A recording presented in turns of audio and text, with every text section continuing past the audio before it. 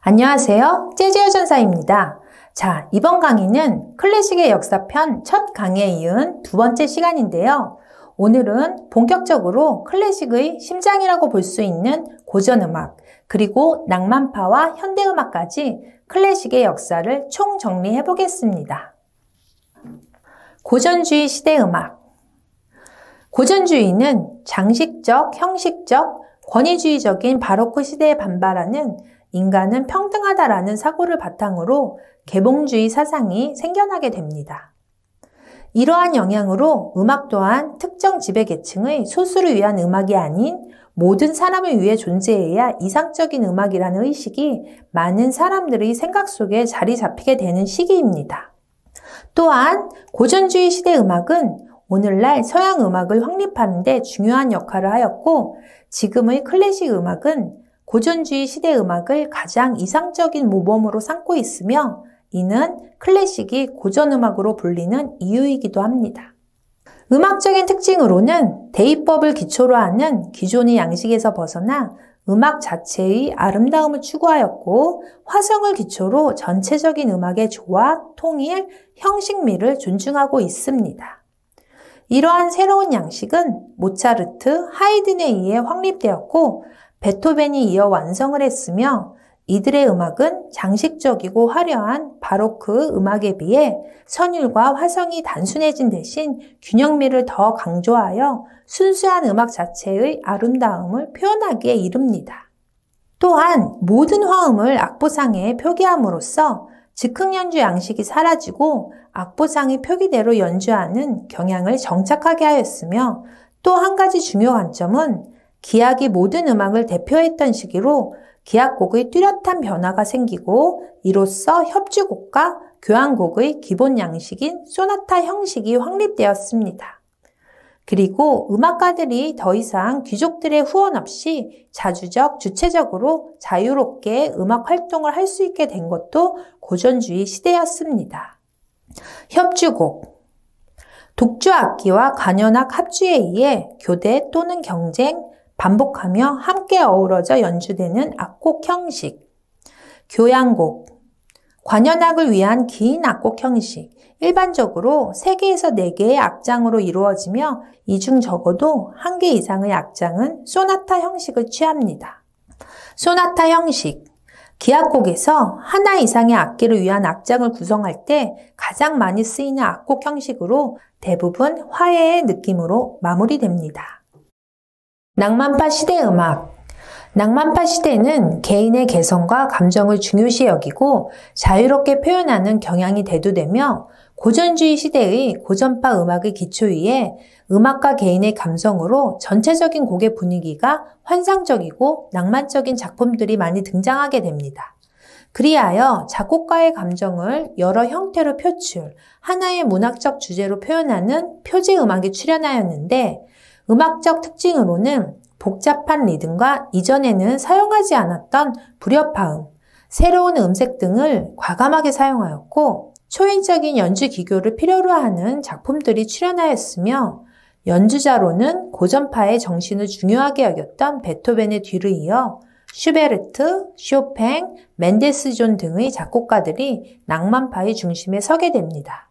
또한 발달된 산업화에 의해 악기들이 대거 개량되어 금관악기의 큰 변화를 맞이하는데, 오늘날 사용하는 금관악기들은 대부분 이때 개량되고 만들어진 것들입니다. 슈베르트. 오스트리아의 작곡가, 독일 낭만파의 선구자이며 근대 독일 가곡의 창시자로 백조의 노래, 겨울여행 등 1200여 곡의 다작으로 주옥 같은 명곡들을 남긴 낭만파의 대표 음악가입니다. 쇼팽. 프랑스 낭만파의 대표적인 작곡가 겸 피아니스트. 폴란드 태생이었으며 야상곡, 즉흥 환상곡 등 수많은 명곡들을 남겼습니다. 멘델스존. 독일 태생의 낭만주의의 대표적인 작곡가이자 피아니스트, 지휘자, 음악고서였으며 대표곡으로는 한여름밤의 꿈 등이 있습니다. 현대음악. 현대음악은 낭만주의 음악의 양식에 강력한 영향을 받아 인상주의, 표현주의, 민족주의가 공존하며 급진적, 다양성, 복잡, 실험적이고 양적으로는 방대함을 갖게 됩니다.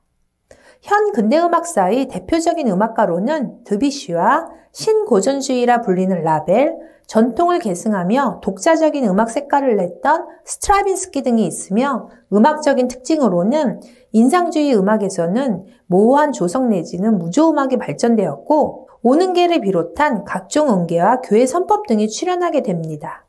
하지만 이러한 여러 양식과 음악들을 쉽게 파악할 수 있는 어떠한 일정한 연계성도 없으며 세네 개의 새로운 표현 양식들이 함께 뒤섞여 한 작곡가의 하나의 작품 속에 모두 구현되는 등 고전 음악의 답답함, 제한된 화성과 구조에서 벗어나 인간 내면의 심리에 좀 더 다가가기 위한 새로운 현대 화성들이 생겨납니다.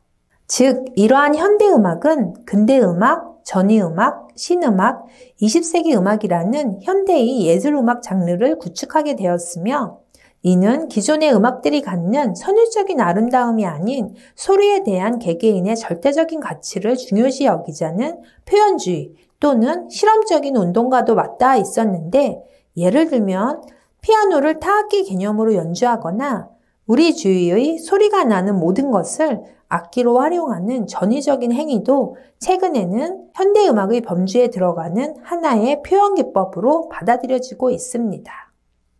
교회 선법. 장다능계의 조성음악이 성립되기 이전의 선법으로 중세와 르네상스 시기에 서양음악의 기초 틀을 마련하였고 그레고리 성가에 그 바탕을 둡니다. 그럼 지금까지 배운 클래식의 역사편 총정리를 간단히 해보겠습니다. 1. 고대시대 음악. 음악은 신을 찬양하는 도구로 사용되면서 발전하게 되었고 그리스 시대의 단순한 선율이 로마 시대까지 계승되었습니다. 2. 중세시대 음악. 신을 찬양하는 내용만이 존재 가치를 인정받는 교회 음악을 중심으로 단선율에서 다선율 성가로 발전하였고 세속 음악이 출현하였으며 기보법이 만들어집니다. 3. 르네상스 시대 음악. 종교음악에서 인간 중심의 세속음악으로 발전된 시기이며 대입법이 등장하였고 성악곡의 주류를 이루는 오페라가 큰 유행을 하였습니다. 4. 바로크 시대 음악. 교회 중심의 음악에서 귀족 중심의 음악으로 발전, 매우 사치스럽고 장식적인 화려한 양식이 출현하였으며 성악과 기악의 구별이 뚜렷해지고 장조와 단조의 조성음악이 기틀을 마련하게 됩니다. 5. 고전주의 시대 음악. 즉흥연주 양식이 사라지고 악보상의 표기대로 연주하는 경향이 정착된 시기이며 소나타 형식이 확립되었고 음악가들이 주체적으로 활동을 하게 되었습니다. 6. 낭만파 시대 음악. 불협화음, 화려한 연주기교, 새로운 음색 등을 과감하게 사용하여 연주자 개인의 감정과 개성이 중요해지는 시기로 오늘날 사용하는 금관악기들이 이 시기에 대량으로 개량되었습니다. 7. 현대음악. 실험적이고 다양성이 대두되었으며 오능계를 비롯한 각종 음계와 교회 선법이 출현하였고 전위적인 행위가 함께하는 표현주의 음악이 성행되었습니다.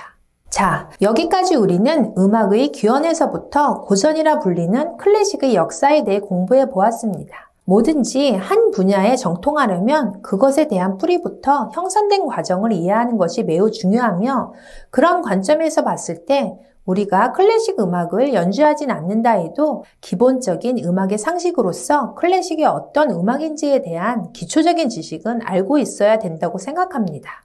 이렇게 중세시대의 음악부터 현대음악까지 클래식은 끊임없는 변화와 발전을 거듭하였고 오늘날에는 클래식의 교향곡, 오페라 음악들과 함께 제3세기 음악, 전자음악, 록, 팝, 재즈 등의 다양한 장르의 음악들이 출현하며 클래식보다는 훨씬 더 감각적이고 누구나 편하게 공감하며 즐길 수 있는 파퓰러 음악이 전 세계적으로 보편화되게 됩니다. 이로써 오늘날의 클래식 또는 고전음악은 비대중음악으로 클래식을 전공하는 음악인들 또는 소수의 매니아들에 의해서만 보존되고 있는 것이 현실이지만 오늘날 클래식이라 총칭되는 서양 음악의 그 중요성과 위대함은 절대 간과되면 안 될 것이며 지금도 클래식 음악은 여타의 다른 장르들의 음악에 기초적인 틀을 제공하며 지대한 영향을 미치고 있다는 것을 잊지 말아야 합니다. 재즈의 전사와 함께하는 클래식의 역사 두 번째 강의 시간이었습니다. 이 강의가 좋으셨다면 좋아요와 구독을 꾹 눌러주세요.